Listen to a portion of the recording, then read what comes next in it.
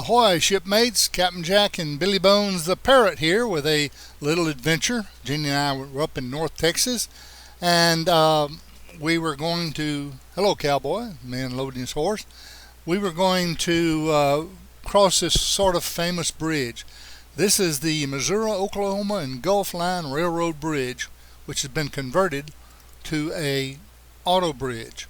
It is the only bridge between Highway 75 to the west and Highway 78 to the east, which is a long way. This was built as a railroad bridge for the Missouri, Oklahoma and Gulf Line. That was called the M-O-N-G. This runs between Garrison County, Texas, which we're headed towards. We're headed south here, and behind us is Bryan County, Oklahoma. The people at M-O-N-G decided they needed a railroad bridge here to move traffic through this part of from the coal mines there in Oklahoma through this part of Texas to the other railroads so they could get a cheaper freight rate. So they built this bridge. They started it in 1910 and finished it in the summer of 1910. Now they made sure this is a pretty strong bridge to withstand the floods. There had been a big flood in 1908 which took out most of the bridges across the Red River. So they built this one. Now it's designed for track. What we're on right now was the railroad track, and if you noticed off to the left, it had that little side bridge, which you'll see here. See here, it's on your right, and that was a toll bridge, and that was for horses, wagons, people on foot, so and so, so and so. So it was a railroad bridge to where you see the car right now. And it's also a passenger bridge. It had a gate, and there's Jenny standing by the gate, and there was a little toll taker, and I don't know how much it cost to take it. Well, in 1921, the Kansas, Oklahoma bought out the Missouri, Oklahoma. So Kansas, Oklahoma, and Gulf Railroad Company became the owners of this.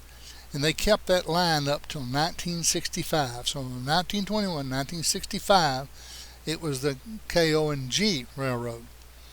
And then they ceased operations on the railroad because traffic was so slow. Well, that was then turned over to the Texas and Pacific, the T&P, and they maintained it for just a short time. And they decided to go ahead and deed it to the counties of Grayson County there here in Texas and in Bryan County, Oklahoma, which is what we're headed for right now. The commissioners decided to convert it to a road structure. Now, under all the railroad ties, the railroad bridges, what they did was they decked over it and then they concreted it, and they opened it then as a free non-toll road, a free road. Now, this bridge is busier than you would think it would be. Well, it's busy because it's a long way between the two other bridges, 75 and 78. But the thing that makes it sort of funny is that everybody in that part of Oklahoma, the nearest big town to them would be Denison, Texas. If you come across this road, this bridge, as you enter Grayson County, you look right over to your right, and there's two of those huge apartment type mailboxes, where they set up on the stands, and then all these boxes in there.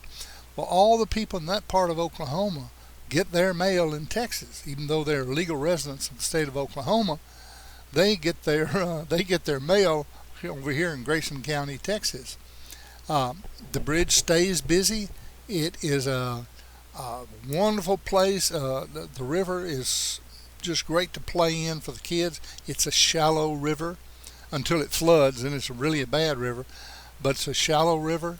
You'll see that when we pass back over it again, it is a misleader of its name. The river is red. That's the color of the sand in this part of the country to 2 or 3 or 4 or 500 feet deep, and it is red. But as we go across, of course, the water is reflecting the color of the sky, and it looks like the river is blue. It is not. It is the Red River, and is definitely red.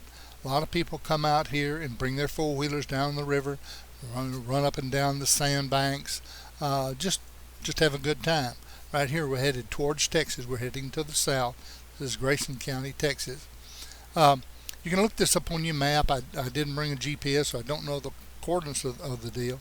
Especially in the summer, there's a lot of people that come up here just driving around to see what country really looks like, and this is out in the country.